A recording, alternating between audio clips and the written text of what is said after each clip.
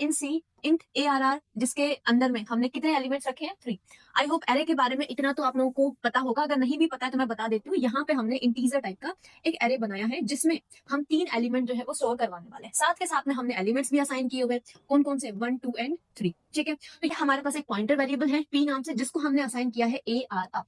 अब देखो यहाँ पे हमने पॉइंटर वेरिएबल बना दिया जिसको हमने ARR असाइन किया।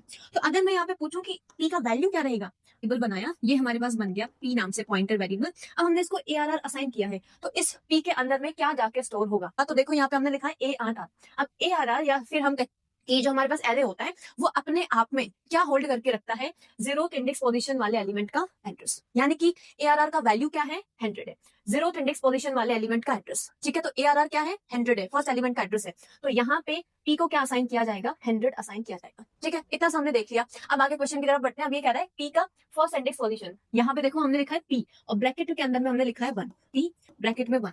आगे देख लेते हैं, इज इक्विवेलेंट टू, हमने ये स्टेटमेंट लिखा है p और स्क्वायर ब्रैकेट में के अंदर में 1।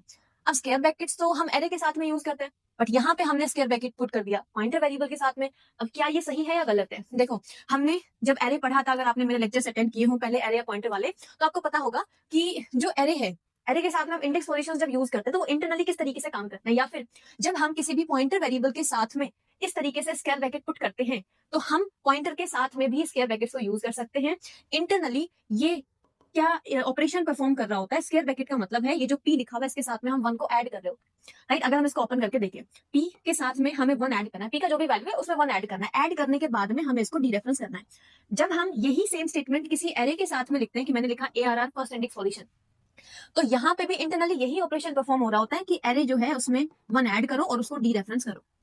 ठीक है, तो इंटरनली जो हमारे पास एरे होते हैं वो लाइक अ पॉइंटर ही काम कर रहे होते हैं इंटरनली। ठीक है, तो यहाँ पे हम ऐसा कोड लिखने की बजाय इसको सिंपल फॉर्म में स्क्वायर ब्रैकेट्स को यूज करके हम लिख रहे होते हैं, तो कोई दिक्कत नहीं है, हम एरे और पॉइंटर दोनों के साथ में स्क्वायर ब्रैकेट्स यूज कर सकते हैं। तो इंटरनली इस स्टेटमेंट का मतलब क्या है? p+1 और इसको हम डीरेफरेंस कर रहे हैं 1। p का वैल्यू क्या है? 100।